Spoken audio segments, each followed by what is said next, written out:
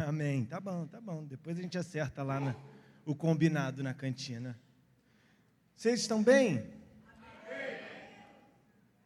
Já peguei a toalhinha aqui, toalha santa e ungida. Em nome de Jesus. Vocês estão bem? Meu povo, então, vai abrindo a Bíblia de vocês aí, por favor, em Levítico. Quem tem vindo na escola bíblica dominical, na escola de discípulos, a gente passou as 3 últimas semanas falando sobre o livro de Levítico, dando aula para os jovens lá em cima, e sempre que tive a oportunidade, conversei com a pastora sobre o livro, para aprender um pouco mais também, me aprofundar. Eu não sei quem estava nas aulas, se você se apaixonou por esse livro. É um livro complicado e difícil de entender muitas vezes, mas quando você lê e você entende, ele se torna um livro apaixonante. E eu me apaixonei pelo livro de Levítico, a ponto de escolher ele para a gente compartilhar a palavra de hoje. Amém? Então, deixa eu me ajeitar aqui. 20 minutos de pregação, tá bom, gente?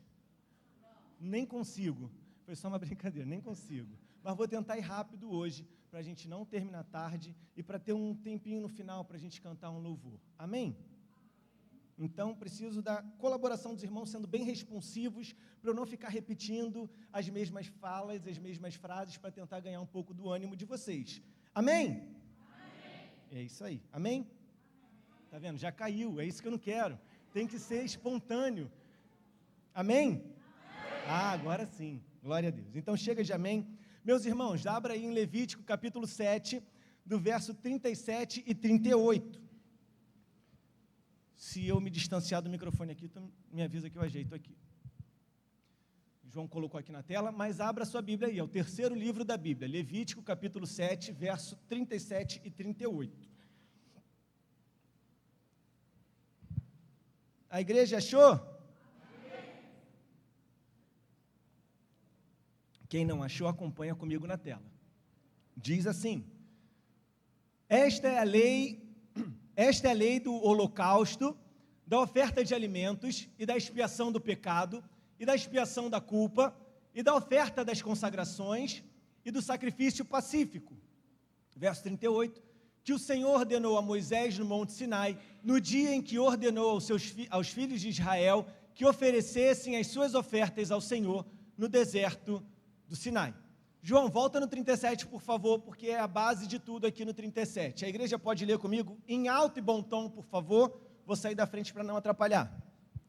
Esta é a lei do holocausto, da oferta de alimentos, da expiação do pecado e da expiação da culpa e da oferta das consagrações e do sacrifício pacífico. Senhor, muito obrigado por essa noite, obrigado pelos meus irmãos aqui presentes mais uma vez, que Teu Espírito Santo possa fluir, continuar fluindo essa noite, e que o mesmo Espírito que tocou no meu coração possa tocar no coração daqueles que estão ouvindo essa palavra hoje, em nome de Jesus. Amém.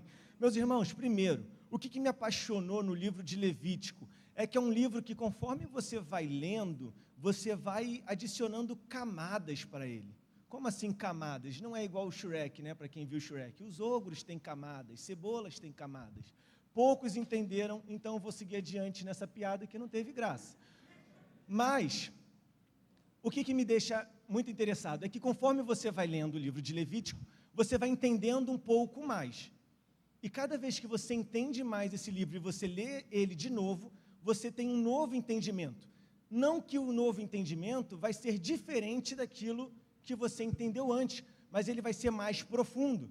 É como um iceberg que, conforme você vai olhando para ele e para a sua parte embaixo da água, você vai vendo que ele vai se ampliando. Então, eu vejo o livro de Levítico como um livro de diversas camadas. E eu queria entender com vocês 3 camadas que eu vejo nesse livro. 3 camadas, diga comigo, 3 camadas. Deixa eu só tirar o negócio aqui, tirei. Então, vamos entender o contexto de como foi escrito esse livro, ou de onde foi escrito, para a gente ter um ponto de partida e nós entendermos a primeira camada, a mais superficial, a mais direta.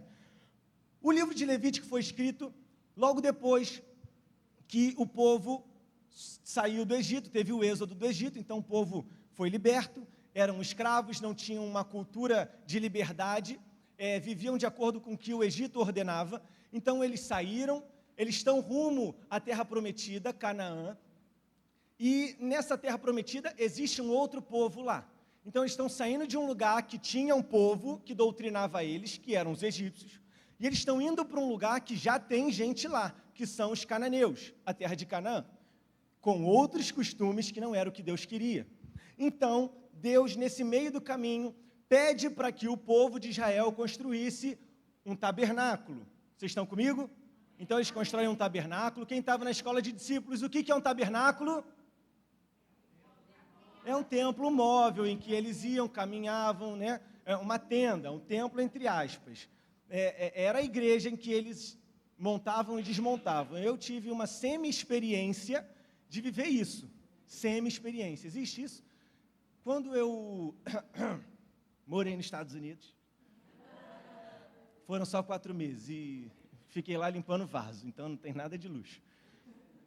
Quando eu fiquei lá, eu fiz parte da igreja de 2 pastores que são amigos da nossa família, e lá eu tive a experiência de viver algo parecido com isso, porque eles não tinham uma igreja fixa, eles não tinham um lugar como nós temos aqui, esse prédio que nós temos até a possibilidade de comprar ou de ficar de aluguel, eles não tinham. Era uma igreja de brasileiros, com diversos estrangeiros, quase todo mundo estrangeiro, que estava fugido lá, fugido no bom sentido, né? E eles faziam o culto deles dentro de um hotel, no hall do hotel, né? Numa sala de reunião do hotel. Então, todo dia de culto, domingo, quarta, domingo de manhã, eles tinham que ir com toda a igreja dentro de uma minivan, a gente desmontava tudo, montava toda a bateria, botava toda a fiação, os microfones, a mesa, tudo que era da igreja, os envelopes, a gente montava tudo para aquele culto. 2 horas depois, quando o culto acabava, a gente desmontava tudo, botava dentro da mesma van e levava para uma garagem.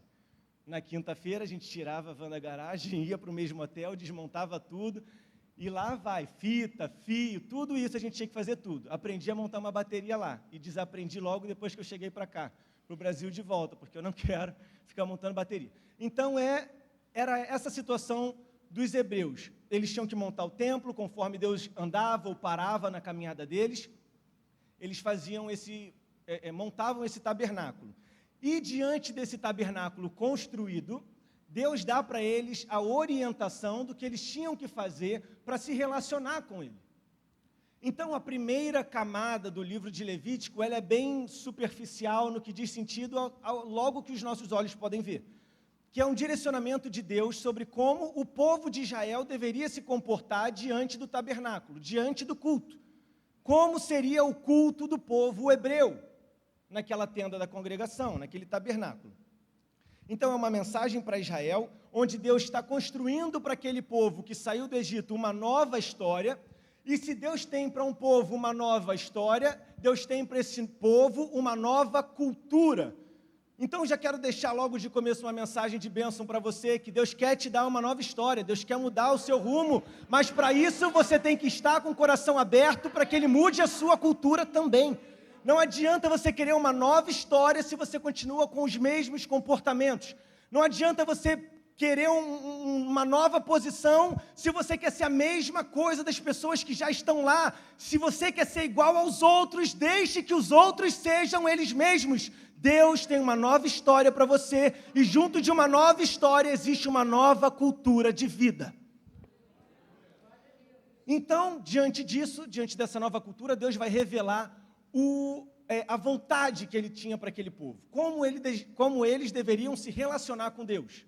Deus é santo, não existe impurezas diante de Deus, o fogo de Deus, ele consome todo o pecado, toda impureza, então o homem deveria ter um cuidado extraordinário diante da presença do Senhor, diante da casa do Senhor, que era esse tabernáculo. Os cultos, e Deus vai dar esse passo a passo dos cultos, precisavam ser à risca de acordo como Deus havia ordenado. E aí Deus revela essa vontade que é que eles fizessem o culto deles, o relacionamento deles com Deus, através de ofertas e sacrifícios ao Senhor. Era assim que Israel, o povo hebreu, se relacionava com Deus nessa época de Levítico. E Levítico, como a gente viu, terceiro livro da Bíblia. Então a gente está no começo do começo. Do começo. São os primórdios das coisas. Aqui a gente vai ver as leis de Deus, esse direcionamento que ele está dando para o culto dos hebreus.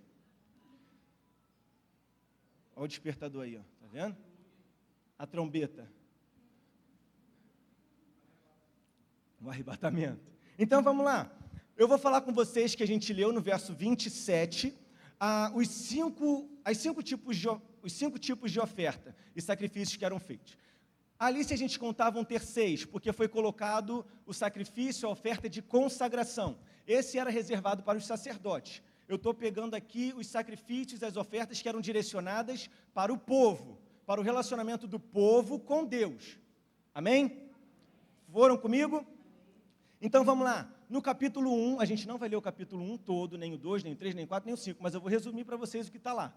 No capítulo 1, a gente vai ver a primeira oferta, o primeiro sacrifício, que é o sacrifício de holocausto. É uma oferta totalmente queimada. Entregavam o boi, o cordeiro, o bezerro, cortavam, fazia todo o procedimento direitinho que Deus havia mandado, de acordo como Deus tinha mandado, e queimava ele todo. Não sobrava nada, era todo para o Senhor. Ele tinha o significado para aquele povo de dedicação total. Ninguém teria como se aproveitar daquele cordeiro, daquela oferta, porque ela era totalmente dedicada ao Senhor. Por isso que ela era toda queimada, uma dedicação total. A segunda oferta, ou sacrifício, nesse caso mais para oferta, porque são de outros tipos de alimentos, cereais, sementes, frutas, é a oferta de alimentos, ou de manjares, né? Manjar de coco. Quem gosta de manjar de coco? Eu não gosto, mas manjares só me lembra disso, porque é a única coisa que eu conheço de manjares. Mas era uma oferta de manjares, de alimento. Ele era oferecido para o Senhor com a intenção de mostrar para ele a sua gratidão pela sua colheita, pelo seu sustento. Aquele povo, um povo que vivia muito da agricultura também, eles plantavam, e de acordo com a plantação deles, eles ofereciam também para o Senhor como forma de agradecer pela colheita, como forma de agradecer pelo Senhor estar sustentando eles naquela terra. Então já falamos de holocausto, falamos de oferta de manjares ou oferta de alimentos, como nós lemos na tela. No capítulo 3, nós vamos ver o sacrifício pacífico. Era uma oferta que ela não tinha a intenção de expiar o pecado. Não tinha a intenção de fazer aquele cabrito, aquele bode, aquele cordeiro morrer pelo seu pecado. Mas ele tinha o objetivo, a intenção, o significado de trazer agradecimento, gratidão a Deus por um momento de paz. Você não está em dívida com o Senhor. Você já fez o seu sacrifício pelo pecado, você está bem, você está em paz com Deus, mas você quer ser grato, você quer oferecer algo em ação de graças, você quer viver um momento de comunhão entre você e Deus e entre você e os seus irmãos. Então, nesse sacrifício, a pessoa que ofertava, ela também poderia comer daquela oferta. Os sacerdotes poderiam comer junto com aquele ofertante. Então, era uma forma de Deus se relacionar com o povo, através da imagem do sacerdote. O povo, o ofertante, comia com o sacerdote, que simbolizava naquele momento ali a presença de Deus, junto com aquele ofertante. E se ele quisesse, e a pessoa em que ele convidasse estivesse pura ou apta para aquela cerimônia, ele podia chamar outras pessoas para se alimentar também daquele sacrifício. Então, era uma oferta que trazia um significado de comunhão. Vocês estão acompanhando? Holocausto, dedicação total. Oferta de manjares, agradecimento pelo sustento. Oferta de paz ou oferta pacífica, é uma oferta de ação de graças e comunhão. No capítulo 4, nós vamos ver uma quarta oferta, e essa já era mais obrigatória. Essa já era mais séria, não que as outras não fossem. Mas essa era a oferta pelo pecado. Essa é aquela em que o objetivo único dela era expiar o pecado daquela pessoa que estava entregando o cordeiro. Aquela pessoa tinha pecado, ela estava distante da presença do Senhor, e a única maneira dela se achegar à presença do Pai, ou reaver o relacionamento dela com Deus, era através do derramamento de sangue daquele cordeiro. Um cordeiro era morto para que o pecado fosse expiado, encoberto, para que ele fosse, de alguma forma, justificado e tivesse um relacionamento com Deus novamente. Essa é a oferta pelo pecado. E no capítulo 5, a gente vai ver a oferta pela culpa, e eles são muito parecidos. Eu vou entender pela maneira como o texto mesmo vai falando, e você pode ler isso depois, não só pode, como deve, é que a oferta pela culpa, ela traz uma ideia de um caráter de restituição. Você vai ver, se alguém falhar com você, se alguém roubar de você, ou se você roubar de alguém, pegar algo de alguém, você vai oferecer um sacrifício e você vai restituir aquilo que foi tomado. Se você pegou algo de alguém, você vai oferecer o seu sacrifício pela culpa e você vai estornar aquilo que você pegou. Ah, mas e se não tem mais aquilo que eu peguei, eu já gastei? Você vai estornar o valor daquilo que você pegou. O valor, bem entre aspas, o valor da vida da pessoa em que acabou sendo prejudicada. Então, a oferta pela culpa, ela tinha um caráter de perdão, de expiação por alguns pecados específicos e com esse caráter de restituição. Vocês entenderam a diferença entre esses dois? Ele não apenas expiava, mas ele te passava o entendimento de que existe uma consequência além da morte. Existe uma consequência natural que você vai sofrer. Precisa ser restituído aquilo que foi tomado. Esses são os 5 sacrifícios que a gente vai encontrar nos 5 primeiros capítulos de Levítico. Quem lembra? Holocausto, oferta de manjares, sacrifício pacífico, oferta pelo pecado e oferta pela culpa, ou sacrifício pela culpa. Os dois nomes estão iguais. Então, esse é a primeira camada em que a gente vê logo o direto do que Deus está falando para aquele povo. Errou, faz o sacrifício. Está alegre, faz esse sacrifício. Quer agradecer alguma coisa? Faz esse sacrifício. É o superficial. É a parte que a gente bate o olho e já entende. E através desses sacrifícios e ofertas, o povo alcançaria a santidade. Através desse relacionamento de sacrifício, de morte, de derramamento de sangue, de oferta, o povo ia alcançando um nível de santidade, de santificação, e se tornaria diferente do restante daquele mundo. Esse era o objetivo de Deus. Lembra que eu falei para vocês? Uma nova história, uma nova cultura. Lembra? Era o que Deus queria para o povo de Israel, para o povo hebreu. Uma nova cultura, para que eles não fossem iguais ao restante do mundo. E através desses sacrifícios, eles alcançavam esse patamar. Mas eu quero convidar vocês, agora que a gente entendeu a parte, abre aspas, superficial desses capítulos, desse início e do ponto central do livro de Levítico, eu quero te convidar a ir para uma segunda camada desse livro. Vamos rever todos esses sacrifícios que foram colocados pelo próprio Deus. Não foi Moisés que dormiu e acreditou e pensou e criou um raciocínio. Foi uma revelação do próprio Deus para Moisés. Então vamos ver novamente, mas com uma nova perspectiva, com um novo entendimento desse livro, numa segunda camada. Vamos entender o significado real desses símbolos. Porque cada um desses símbolos, cada um desses sacrifícios eram símbolos de algo que ainda viria a acontecer para aquele povo. E todos esses sacrifícios, esses símbolos, essa sombra, esses desenhos, essas ideias, elas tinham um apontamento para Jesus Cristo. Todos esses sacrifícios que foram colocados, todos eles estão apontando para uma pessoa, Jesus Cristo. Quando a gente olha a primeira vez para o livro de Levítico, a gente pensa, nossa, esse povo tinha que sacrificar muito animal. Olha só o que Deus estava pedindo deles, era a forma como eles se purificavam, mas quando a gente olha por uma segunda vez, com um outro olhar, a gente entende, na verdade não é apenas isso que essa palavra está dizendo, ela já está prenunciando a morte daquele que viria nos salvar. E com esses olhos, nós vamos começar a ver que o apontamento para Jesus está em cada um desses capítulos e desses sacrifícios. Por exemplo, o holocausto, João vai colocar aqui na tela alguns versículos e a gente vai ler. As leis se cumprem em Cristo. O holocausto, por exemplo, ele é a dedicação de Cristo, é a dedicação de Deus para com o próprio Deus. Pode colocar, João. É a dedicação de Deus para com Ele mesmo. Olha só o que diz em Hebreus capítulo 10, verso 8 e 9. Como acima diz, sacrifício e oferta e holocaustos e oblações pelo pecado não quiseste, nem te agradaram, os quais se oferecem segundo a lei. Verso 9, então disse, eis aqui venho para fazer, ó Deus, a tua vontade. Tira o primeiro para estabelecer o segundo. O compromisso e a dedicação de Cristo falando para o próprio Pai. O compromisso total, a dedicação total de Deus para com Ele mesmo. Eu abro mão da minha vida para cumprir a tua vontade, Deus. E esse compromisso, ele também aponta para a sua vida, porque ele fez isso por você. Então, o holocausto que a gente via como uma dedicação total, um símbolo para a dedicação total, em que o animal era totalmente queimado e não sobrava nada, ele aponta exatamente para a dedicação de Cristo pela sua vida e pelo compromisso que ele tinha com a vontade do Pai.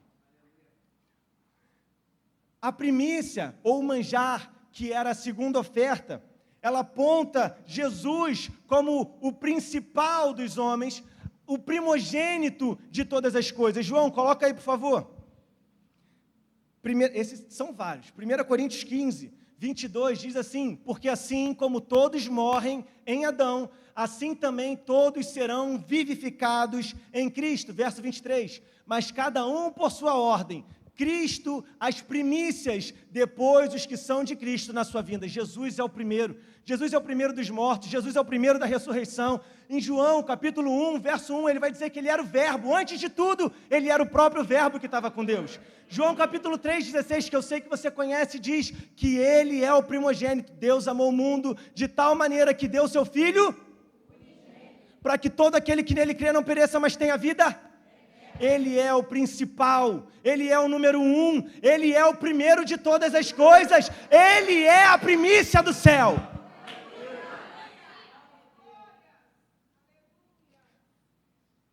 Algo primogênito ou primícia não significa apenas o primeiro, mas o principal. O principal, a principal das ofertas, a principal das entregas. Jesus é o principal.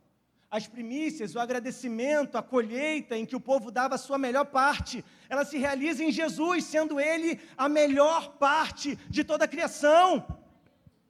Quando Ele, o próprio Verbo, o próprio Deus, deixa a sua glória e se torna homem, Ele se torna o principal entre nós. Mais uma vez, o sacrifício apontando para Jesus. Então vamos, a paz. João, coloca aí, Colossenses 1, 18 e 22. A oferta pacífica, ela apontava para um relacionamento, para uma comunhão. Como pode haver comunhão entre homem e Deus se existe pecado? Então, a oferta de paz, ela apontava para um relacionamento, para uma comunhão, que não acontecia apenas entre o homem e Deus, mas entre o homem com o próprio homem. Um relacionamento vertical e horizontal, onde em Cristo Jesus isso é restabelecido e apontado, o relacionamento do homem com Deus. E através do Espírito Santo, que é liberado para a sua vida através da morte e da fé no sacrifício de Jesus, nós temos paz com nós mesmos. É através do Espírito Santo que você pode confiar em mim e eu posso confiar em você. É através do Espírito Santo que nós podemos viver em paz entre nós mesmos. É através do Espírito Santo que eu não deixo os meus desejos serem maior do que o meu controle. É através do Espírito Santo que você pode me chamar para a sua casa e eu não vou roubar nada de lá, porque o Espírito Santo me impede de fazer qualquer coisa desse tipo. O Espírito Santo, ele reconecta toda a comunhão. Então, quando a gente vê o sacrifício de paz, uma oferta de paz que não é simplesmente para redimir dos pecados, mas é para estabelecer paz entre o homem e Deus e entre a congregação, esse sacrifício, essa oferta aponta para Jesus, porque nele é cumprido tudo isso. Colossenses 1,18 diz: Ele é a cabeça do corpo da igreja, é o princípio e o primogênito, falamos disso, dentre os mortos, para que em tudo tenha preeminência. Verso 19, porque foi do agrado do Pai que toda a plenitude nele habitasse. E que, havendo por ele feito a paz pelo sangue da sua cruz, por meio dele reconciliasse consigo mesmo todas as coisas, tanto as que estão na terra como as que estão no céu. Ele está reconciliando tudo, o que está na terra, o que está no céu. A vós também, que noutro tempo éreis estranho, e tem gente estranha hoje também, inimigo do entendimento pela vossa obra má, agora contudo vos reconciliou no corpo da sua carne pela morte, para perante ele vos apresentar santos e irrepreensíveis e inculpáveis. Jesus Cristo reconcilia o nosso relacionamento com Deus.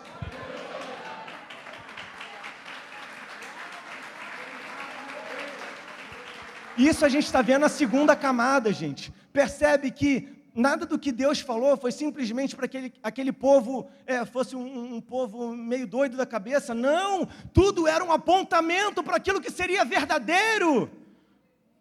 Todo símbolo que é levantado, ele não subsiste em si mesmo, ele subsiste no significado que ele tem. Então vamos, porque a gente falou de 3. E tem a oferta pelo pecado e a oferta pela culpa. João, coloca o próximo verso aí, porque Jesus é o Cordeiro perfeito. A oferta pela culpa tinha a ideia, a intenção de mostrar a redenção, de mostrar a expiação de pecados, e diz assim no capítulo 1 de João, verso 29, no dia seguinte, João viu a Jesus que vinha para ele e disse, eis o Cordeiro de Deus, que tira o pecado do mundo. Meu irmão, não foi por coincidência que Deus pediu que fosse um cordeiro, é porque ele estava apontando para aquilo que João Batista ia dizer, eis aí Jesus, o cordeiro que tira o pecado do mundo, aquele que vai morrer em sacrifício por essa humanidade, aquele que traz a reconciliação da terra com o céu. João, coloca no próximo, por favor. Hebreus 9, 28. Assim também Cristo, oferecendo-se uma vez para levar os pecados de muitos, aparecerá a segunda vez sem pecado aos que esperam a salvação. Assim também Cristo, oferecendo-se uma vez para levar os pecados de muitos, aparecerá sem pecado. A ideia de expiação, ele veio para arrancar os pecados, ele veio para limpar os pecados. Todos os sacrifícios que nós lemos numa primeira camada, nós vimos o significado de todos eles. Vocês já repararam, um parênteses aqui, vocês já repararam que muitas vezes na Bíblia a gente encontra o número 3? Pai, o Filho e o Espírito Santo. E não só na Bíblia, mas em outras coisas no nosso universo, passado, presente e futuro. Tem muita coisa que é com 3. E não à toa, espírito, alma e corpo, queijo, cheddar, prato e gorgonzola. Né? Picolé, sorvete, milkshake. São 3 coisas e não à toa eu vi 3 camadas aqui. Porque a gente falou numa primeira camada de um Deus que era no Antigo Testamento. Mas nós também sabemos que existe um Deus que é o mesmo Deus. Ele era no Antigo Testamento, ele é no Novo Testamento, mas a igreja também espera por aquele que há de vir. Era, é e há de vir. E nós falamos numa primeira camada de um Deus que era no Antigo Testamento, estava revelando os símbolos para aquele povo. Nós vimos agora a revelação do significado desses símbolos no Novo Testamento. Todos os versos foram do Novo Testamento. Aquele Deus que é, mas aquele que era aponta para o entendimento daquele que a igreja aguarda. Falamos daquele que era, falamos daquele que é. Podemos falar agora daquele que há de vir? Aquele que há de vir é aquele por quem a igreja espera. Você espera por ele? Então vamos para uma terceira camada de entendimento desse livro e desse sacrifício? Vamos? Quando nós vemos essa terceira camada e a gente entendeu que era o culto do povo, era o símbolo que apontava para o futuro, para o sacrifício, e aí vem no próprio presente daquele que é Jesus Cristo, e ele mostra para nós e para aquele povo o significado daqueles símbolos. Nós que somos a igreja, que aguardamos a vinda de Cristo, desse mesmo Deus, nós devemos entender essa terceira camada, do nosso ponto de vista hoje, olhando, apontando para Cristo. Nós devemos fazer o nosso culto hoje, assim como esse direcionamento foi para o culto do Antigo Testamento, assim como a segunda camada trouxe o entendimento sobre o significado das coisas, essa terceira camada precisa fazer a gente apontar o nosso culto hoje para Jesus Cristo. Então, vamos lá, porque no nosso culto hoje, a toalha me pegou aqui, no nosso culto hoje, nós não praticamos os símbolos, não devemos praticar os símbolos, mas nós devemos praticar o significado desses símbolos. Nós não vamos mais chegar aqui para sacrificar em holocausto e queimar um cordeiro por inteiro, mas nós devemos praticar o significado do que esse holocausto quer dizer. A oferta pela primícia, a mesma coisa. A oferta pelo pecado, a oferta de paz, precisamos praticar o significado dessas coisas. Então, vamos entender que o holocausto, que é a dedicação total, como nós vimos, ela foi cumprida, era um apontamento para o sacrifício total e completo de Jesus Cristo. No nosso culto hoje, nós devemos viver com a fé inabalável no sacrifício de Jesus Cristo. O nosso holocausto hoje precisa ter o significado de olharmos para trás e apontarmos com a nossa fé: Jesus Cristo morreu por mim e eu tenho convicção de que Ele é o meu Salvador. O nosso holocausto é a nossa fé no sacrifício que já foi feito. No Antigo Testamento, eles faziam um sacrifício apontando para aquilo que seria feito. Hoje, sabendo que esse era só um símbolo, nós temos fé naquilo que não que será feito, mas naquilo que já foi feito. A nossa fé precisa apontar para Cristo. A nossa fé, eu não ia falar disso, mas veio. A nossa fé não pode apontar para presidente. A nossa fé não pode apontar para candidato, para político, para líder de nada. A nossa fé tem que apontar para Jesus Cristo. Esse é o nosso holocausto. O segundo, que era a oferta de manjares, as primícias, elas tinham um significado de gratidão, de oferta, de entrega daquilo que é o primogênito, daquilo que é a primícia, daquilo que é o principal. E no nosso culto hoje, nós precisamos entregar para o Senhor a oferta daquilo que Ele permitiu que nós possuíssemos. Nós precisamos entregar para o Senhor como gratidão, parte daquilo que Ele nos deu condição de fazer. Antes eles plantavam e o próprio alimento que saía daquela plantação eles ofereciam. Hoje a gente não vive dessa forma, mas o princípio de gratidão e de entrega daquilo que é o melhor que nós temos precisa continuar vivo no nosso culto. E eu sei que às vezes é um pouco difícil de trazer para a nossa realidade isso, porque é diferente, mas a gente não entrega a melhor parte do nosso horário, a gente não entrega a melhor parte da nossa energia, a gente não entrega a melhor parte da nossa atenção, a gente não entrega a melhor parte dos nossos recursos financeiros, a gente não entrega a melhor parte do nosso trabalho, a gente não entrega a melhor parte do nosso entendimento. Nós falhamos constantemente com isso. Nós separamos o final do dia para Deus, quando a gente está cansado. O último momento, quando nem mesmo aquela série que a gente gosta salva, a gente está pescando na televisão, dormindo.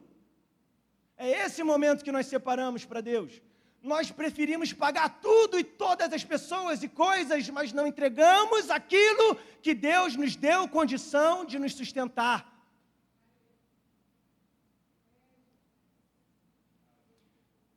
O significado precisa continuar no nosso culto. Não precisa chegar aqui com uma maçã, com um repolho. Não precisa. Só se você vier com uma picanha. Mas o significado daquilo que é primícia na sua vida precisa estar altamente guardado no teu coração. Precisamos oferecer as primícias para o Senhor. A gente falou também do sacrifício de paz, que tem o significado de restaurar a paz com Deus, trazer o relacionamento, estarmos em paz com Deus. Isso aponta para o nosso culto hoje, como relacionamento. Não adianta chegarmos aqui, sairmos daqui, não falamos com ninguém, não vivemos com ninguém, não nos preocupamos com ninguém. Se nós queremos ter um culto conforme Deus pediu, é preciso ter relacionamento. Relacionamento é você pregar a palavra, é você conversar, é você compartilhar, é você congregar. Tem gente que não quer congregar, tem gente que quer viver de internet, tem gente que quer viver de pregação, tem gente que quer viver de festa. Acredito que quem está aqui não está vivendo dessa forma, mas congregar é se reunir, congregar é estar junto, congregar, de acordo com o dicionário, é se misturar. E tem gente que não se mistura por nada. Sou eu e eu, você, e a gente vive assim. Não é o culto que Deus pediu para você.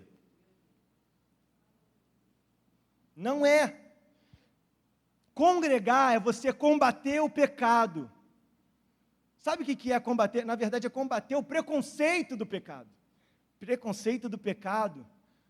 Meu pecado é menor do que o dele é maior do que o meu. A gente não pensa diretamente assim, mas a gente olha para aquela pessoa e fala, meu Deus, ele está todo errado, e você não está? Quem pecou pequeno e quem pecou grandão, vai para o mesmo lugar. Vai para o mesmo lugar. Robson, tu lembra daquele conselho que eu dei uma vez na pregação? Vou dar de novo aqui. Tu não quer abrir mão do teu pecado pequeno? Então se entrega logo para o pecado grande. Tu vai para o mesmo lugar com os dois. Tu não quer se arrepender? Tu não quer abrir mão da tua mentirinha? Vai fazer coisa pior, porque tu vai para o mesmo lugar. Não vai aproveitar nem aqui nem lá. Combater o preconceito do pecado dentro da igreja. Aqui é um lugar onde tem pessoas que buscam a presença de Deus, mas que são pecadoras. A diferença da igreja para o restante do mundo, a diferença da igreja para um baile, é porque num baile as pessoas se reúnem para fazer coisas piores. Na igreja, os pecadores se reúnem para tentar agradar a Deus de alguma forma. As pessoas se reúnem para tentar se redimir com Deus de alguma forma. Então não se preocupa se quem está do teu lado é muito pior ou melhor do que você. Todos nós somos pecadores. Para que esse preconceito? Não, ele peca mais, ele peca menos. Cara, tu é pecador também, cara. Pelo amor de Deus, vacilão. Pecador e vacilão. Chega de preconceito com o pecado. A gente não vai aceitar pecado nenhum, nem o adultério, nem a mentirinha, nem o assassinato, nem nada. Mas se você está errado e o seu irmão está errado, os dois estão errados. Então para de julgar ele, começa a caminhar junto com ele. Vai se apoiando nele para ele se apoiar em você e juntos chegarem a um patamar mais alto. Isso é congregar. E aí nós chegamos naqueles dois últimos sacrifícios. A oferta pelo pecado, que significava uma justificação completa. Um perdão completo. O cordeiro era morto e sacrificado, levando sobre ele o seu pecado. Era uma justificação completa, não sobraria pecado para você. No nosso culto, isso se realiza através do arrependimento. No nosso culto, precisa haver arrependimento. No nosso culto, precisa haver abandono de pecado. Não é porque a gente vai combater o preconceito com o pecado que a gente falou aqui agora, que eu vou aceitar. Não, abandone essa prática que está te parando na caminhada. É necessário no culto ter arrependimento. E isso é a palavra que você mais vai ouvir na tua vida, porque nós pecamos dia após dia, e só existe uma forma de você sair, é se arrependendo dos seus maus caminhos. E estamos apontando para Jesus ainda. Que nós nos arrependemos por Ele, por amor a Ele, pelo que o Espírito dEle diz para a gente. Nós rendemos graças por Ele, para Ele, porque Ele nos deu a possibilidade de termos algum sustento. Nossa dedicação de fé é para Ele, é por Ele, é a Ele que nós dedicamos a nossa vida inteira. A nossa comunhão não é porque eu gosto do Robson ou não, mas é por causa de Jesus. Ele nos fez um. Todo o nosso culto tem que apontar para Jesus Cristo. E temos a última oferta que nós lemos. A oferta pela culpa, que assim como aponta para o perdão de pecados, aponta para o arrependimento, ele traz uma ideia de... Qual é a palavra que eu usei? Restituição. Ele traz uma ideia de restituição. A metanoia que nós falamos. Se arrepender e ter a metanoia não é simplesmente abandonar um pecado, mas é você ir no sentido contrário, é você restituir aquilo que o seu pecado tirou de alguém. Esse é o culto verdadeiro. Esse é o último sacrifício que nós lemos e que o nosso culto precisa ter apontando para Jesus. Se o teu pecado feriu alguém, é necessário restituir aquilo que você tomou.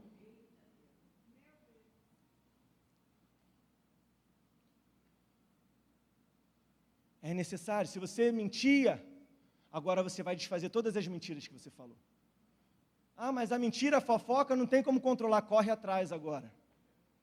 Você roubou de alguém? Devolve. Eita caramba, olha aí, a dívida. Pegou de alguém, devolve.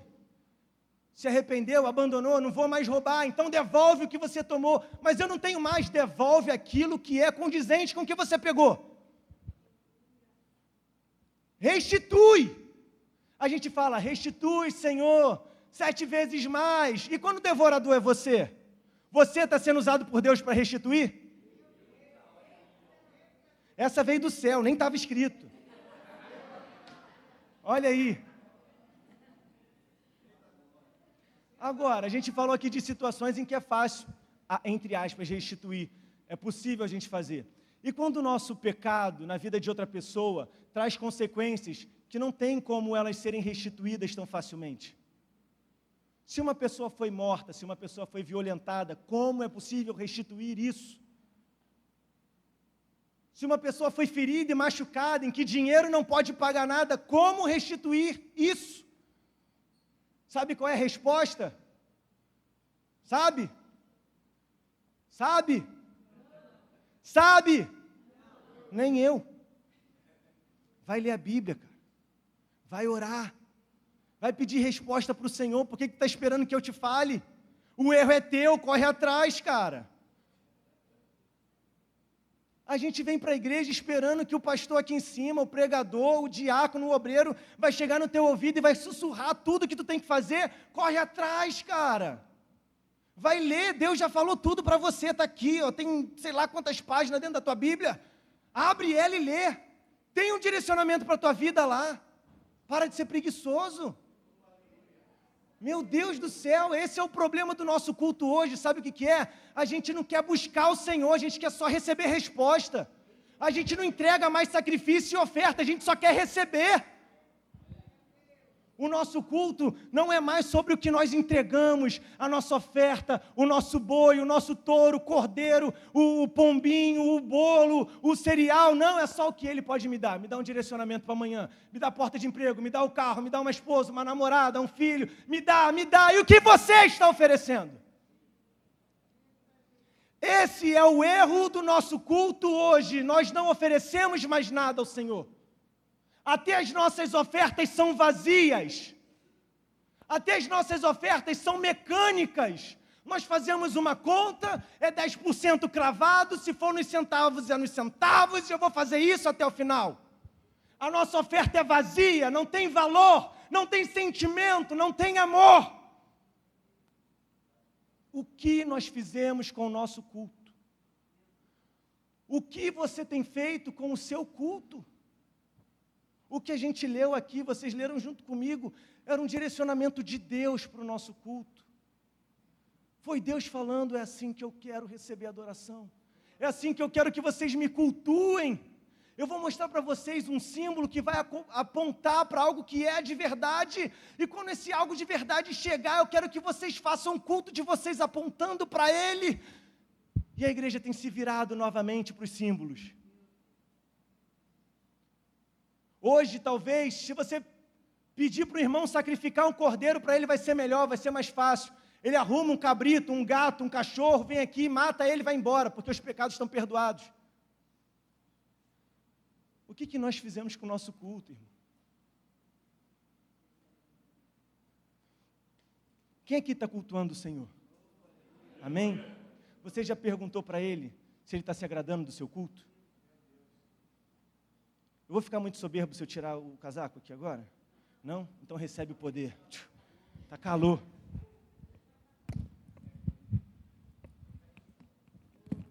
Cuidado para não cair. Tei. Mais fresco. Gente, não ri disso não. A graça do Senhor me alcançou agora. Agora eu volto a perguntar. Vocês perguntam para o Senhor se Ele está se agradando do culto de vocês? O louvor que vocês escutam no devocional, de manhã, de noite, vocês já perguntaram se Ele gosta desse louvor? Ou vocês só vão pelo que vocês gostam?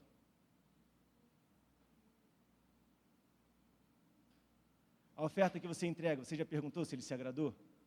Ou se Ele esperava mais? O seu tempo, a hora que você ajoelha, a hora que você ora, o tempo da sua oração, o tanto de leitura que você tem da Bíblia, você já perguntou para Ele se Ele se agrada disso?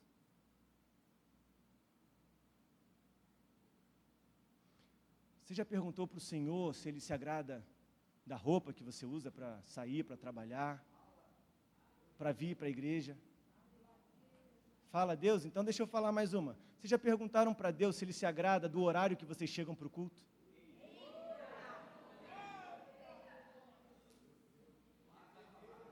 Volto a perguntar, o que nós fizemos com o nosso culto ao Senhor? Ele deu um direcionamento, Ele deu um passo a passo. Ele deu regras detalhadas do que nós precisávamos fazer. Ele deu um apontamento, Ele deu um significado. Nós olhamos para o lado, nós abandonamos os significados. Nós não cultuamos mais para o que Ele quer, nós cultuamos para o que nós queremos. Se Deus não falar aquilo que a gente quer no culto, o culto não valeu, o culto não foi bom. Se a música que a gente cantar aqui em cima não for a que você estava esperando, se eu cantar uma música lá de 1980 e não uma de 2020, não é legal. Se eu cantar uma de 2020 e não for uma de 1980, não é legal. Mas e para Ele, que é o motivo do culto? E para Ele, que é o apontamento do culto? Esse era o ponto que eu queria chegar na palavra de hoje. A gente foi numa camada, a gente foi em outra camada, e a gente agora está profundo, lá dentro da gente mesmo. Como nós temos feito o nosso culto ao Senhor?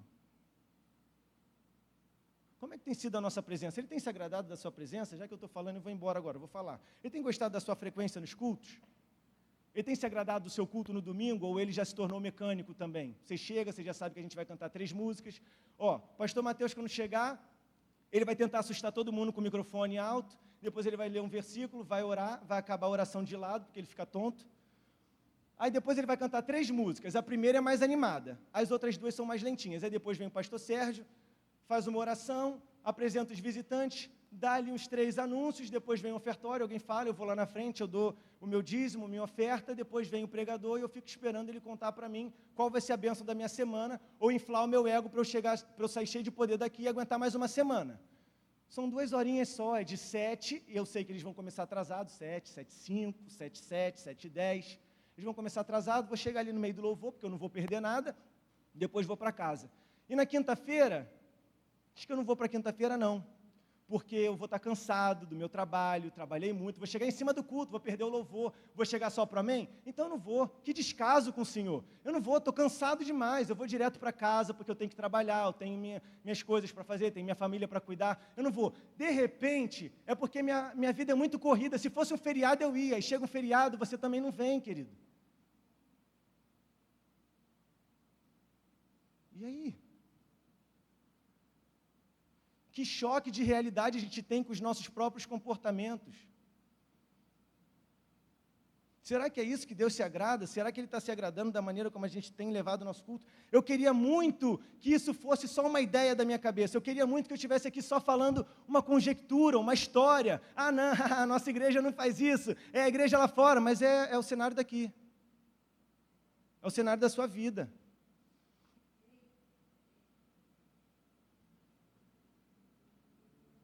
Silêncio constrangedor para a igreja.